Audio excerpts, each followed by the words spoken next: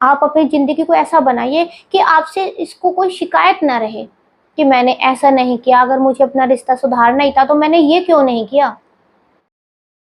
Hello friends, welcome again in our channel Veenu diaries. आज हम बात कर रहे हैं कि कोई हमारे साथ बुरा व्यवहार क्यों करता है। देखिए, ये जो बुरा व्यवहार करने वाले लोग होते हैं ना, ये बाहर के नहीं होते। ये जो बुरा व्यवहार करने वाले लोग होते हैं ना, ये हमारे आसपास के ही होते हैं। हमारे या तो रिलेटिव होते हैं या हमारे परिवार के होते हैं, खुद अपने परिवार के लोग होते हैं जो हमारे बुरा व्यवहार करते हैं। किसी दूसरे को कुछ नहीं पड़ी है, किसी दूसरे को कुछ नहीं पड़ी है कि हमारे साथ बुरा व्यवहार करें। ये आसपास के ही लोग होते हैं जो हमसे चिढ़ते हैं या फिर हमें जो बुरा बुरा कहते हैं। किस वजह से कहते हैं, क्यों कहते हैं, कैसे इनको ठीक किया जाए, आज हम इसी पर बात कर रहे हैं। अगर आपको मेरी वीडियो अच्छी लगती है, पसंद आती है, तो प्लीज़ इनको लाइक शेयर जरूर करिएगा।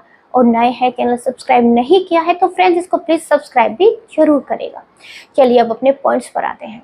देखिए, सबसे पहले तो मैं आपको ये कहना चाहती हूँ कि सबसे पहले तो आप पॉजिटिव होकर बैठ जाइए, क्योंकि अगर हम किसी भी बात को पॉजिटिविटी के साथ सुनते हैं ना, तो हम सब चीज़ें अपने आप ही पॉजिटिव बना लेते हैं। लेकिन जब हम पहले से ही नेगेटिव होते हैं और जब हमें बताया जाता है तो वो हमारे पास ना नेगेटिव ही पहुंचता है। चाहे कितनी भी पॉजिटिव बताया जाए, लेकिन आता वो नेगेटिव ही है।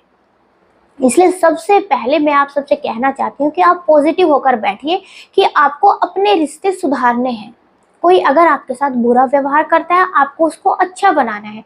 जब आप ये सोचकर सुनेंगे तो आप उसको अच्छा बना लेंगे। और देखिए, आप मेरी वीडियो को सुन रहे हैं, इसका मतलब यही है ना कि आप अपने रिश्ते को अच्छा बनाना चाहते हैं। जो आपसे बुरा व्यवहार करता है यानी कि वो आपका अपना ही है। अब देखिए, सबसे पहले आपको क्या करना है। सबसे पहले आपको करना है कि कोई अगर आपके साथ बुरा व्यवहार करता है तो आप सारे एपिसोड में ये देखिए कि क्यों बुरा व्यवहार करता है, उसका मेन रीजन क्या है जो आपके साथ बुरा व्यवहार करता है। कहीं आपकी गलती है या फिर उसकी गलती है।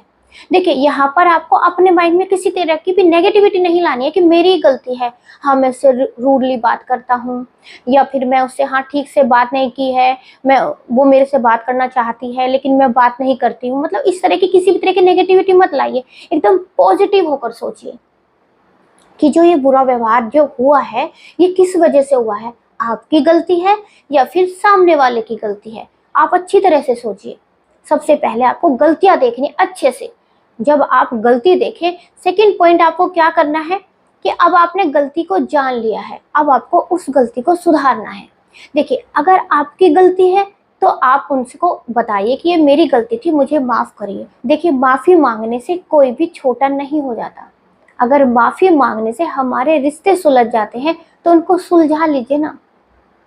क्या छोटा हो जाता है माफी मांगने से, कोई बात नहीं, आप अपनी गलती मान लीजिए। अगर आपकी गलती कम भी है, कोई बात नहीं, आप उसको ज्यादा बता दीजिए कि कोई बात नहीं, मेरी गलती है, आप माफ करो, आगे से ऐसी प्रॉब्लम नहीं करेंगे। लेकिन अगर आपको लगता है कि आपकी गलती नहीं है, आपने हर तरह से देखा, आप बहुत कोशिश करते हैं कि रिश्ता बन जाए लेकिन नहीं बन रहा है, आपकी इसमें कोई गलती नहीं है, सामने वाले की ही गलती है, तो आप उनसे बैठकर बात करिए कि आखिर बात क्या है। कितनी बार ये होता है, कोई दूसरा भी भड़का देता है, कोई तीसरा जब बीच में आ जाता है ना, हमारी बातें हम उसको बोलते तो कुछ और है लेकिन वो वहां तक पहुंचाता कुछ और है, या फिर वो वहां तक पहुंचते पहुंचते कुछ और बन जाती है। इस वजह से भी ना दूरियां आ जाती हैं। आप उनसे आराम से बैठकर बात करिए, टाइम लेकर बात करिए, आखिर बात क्या है। और देखिए, बात ना ऐसे करिए कि रिश्ता सुलझ जाए, उलझाना नहीं है। अगर वो आपको दो बात भी सुनाते हैं और आपको लगता है कि कोई बात नहीं लेकिन बात को हमें सुलझाना है, तो सुलझाइए। अगर वो थोड़ा सा कुछ कह देंगे और आपका रिश्ता सुलझ जाता है, इसमें क्या जाता है, आप अपने रिश्ते को ऐसे सुलझा सकते हैं। थर्ड पॉइंट है, देखिए, अगर आपको लगता है कि आपने सब तरह से प्रयास कर लिया लेकिन फिर भी उस आदमी का बिहेवियर में कोई भी चेंज नहीं आया है, मुझे ताना सुनाती है, चाहे वो आपके परिवार में आपकी सास है, चाहे वो जेठानी है, देवरानी है, आपके पति है, कोई भी है, कि वो ताना ही सुनाते रहते हैं, मेरे ऊपर टोंट करते रहते हैं, या फिर पति भी है कि पत्नी टोंट करती रहती है, तो भाई आप कुछ नहीं कर सकते। फिर आपको क्या करना है, उनको सीधा सीधा इग्नोर करिए, उनको इग्नोर करिए, कोई बात नहीं। अगर वे आपको सुनाते हुए सुनाने दीजिए, उनकी अपनी आदत है, वो अपनी आदत से मजबूर हैं। और मैं आपको कहना चाहती हूँ, देखिए कोई अगर आपके साथ टोंट करता है ना, कोई अगर आपको गलत कहता है, कोई आपके साथ मिसबिहेवियर करता है, तो कहीं ना कहीं उनके साथ भी वही होता है, या तो हो रहा होता है या फिर हो चुका होता है। इसी वजह से वो करते हैं, वो फिर अपनी फ्रस्ट्रेशन भी उतारते हैं, तो उनको उतारने दीजिए। आप उनको कुछ नहीं कर सकते, फिर आप उनको टोटली इग्नोर करिए, क्योंकि अगर आप इग्नोर नहीं करेंगे ना तो आपस में लड़ाइयाँ हो जाएंगी, आपस में रिश्ते सुलझने के बजाय उलझ जाएंगे।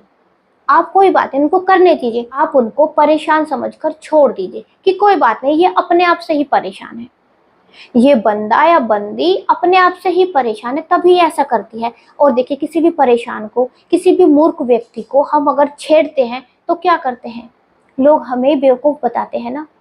आप समझदार हैं, आप उनको मूर्ख समझकर छोड़ दीजिए, क्योंकि जो कमेंट करता है ना, टोंट करता है, दूसरे के साथ मिसबिहेवियर करता है, वो मूर्ख ही होता है।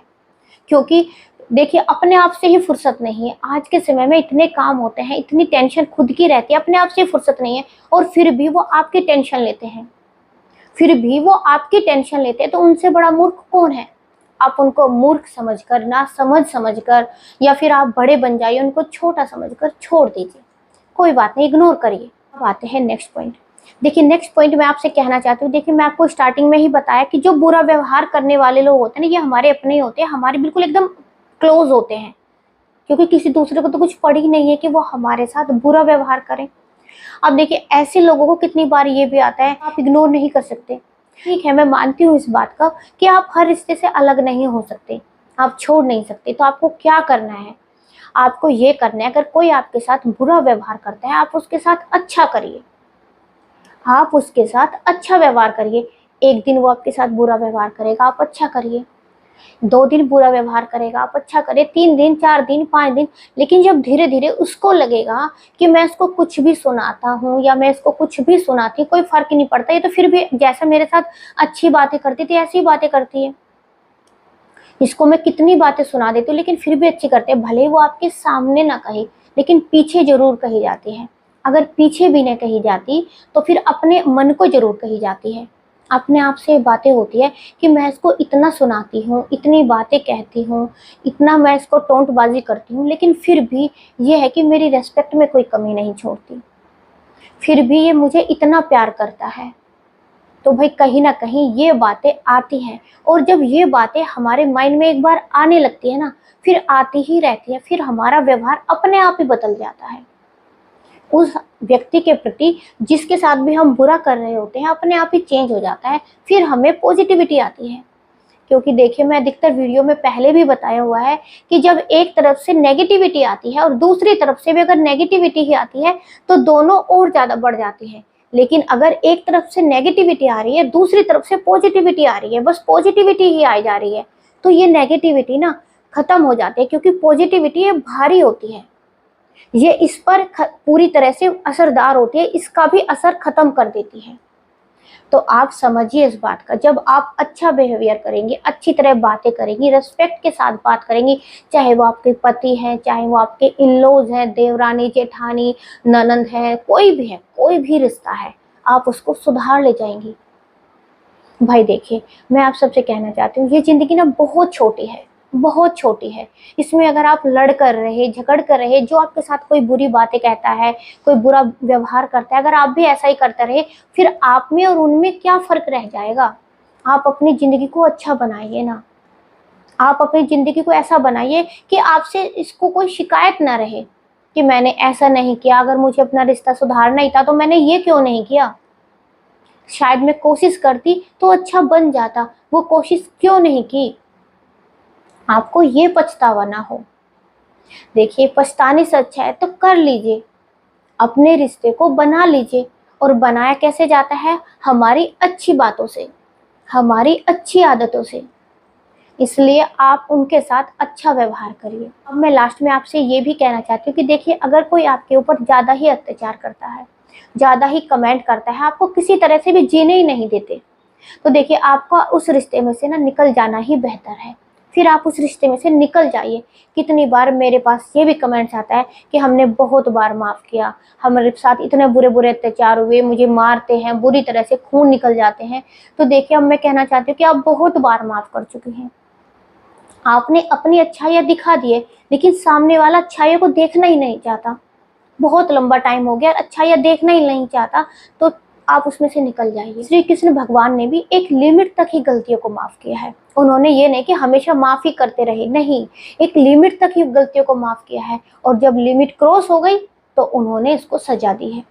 तो ऐसा ही आपको भी करना है। अगर आपको लगता है कि लिमिट क्रॉस हो गई है तो फिर निकल जाइए। रोज रोज अगर आपको ताने सुनने को मिलते हैं, रोज रोज अगर आपकी पिटाइयाँ होती हैं, रोज रोज अगर आपको नीचा दिखाया जाता है, तो फिर आप रिश्ते को निभाकर क्या करेंगे? चाहे आप कोई भी हैं, चाहे आप हस्बैंड है, चाहे आप वाइफ है, चाहे आप कोई भी है, किसी भी रिश्ते में है। मैं एक ही रिश्ते की बात नहीं कर रही हूँ, मैं सभी रिश्ते के लिए बोलना चाहती हूँ। अगर आपको लगता है कि कोई आपके साथ बहुत ज़्यादा अत्याचार करता है, बहुत ज़्यादा मिसबिहेवियर करता है, तो फिर आप उस रिश्ते से निकल जाइए। आई होप आपको मेरी वीडियो पसंद आई होगी, और अगर आपको मेरी वीडियो अच्छी लगती है, पसंद आती है, प्लीज़ इनको लाइक शेयर जरूर करेगा। नए हैं, चैनल सब्सक्राइब नहीं किया है तो प्लीज़ इसको सब्सक्राइब भी जरूर करिएगा।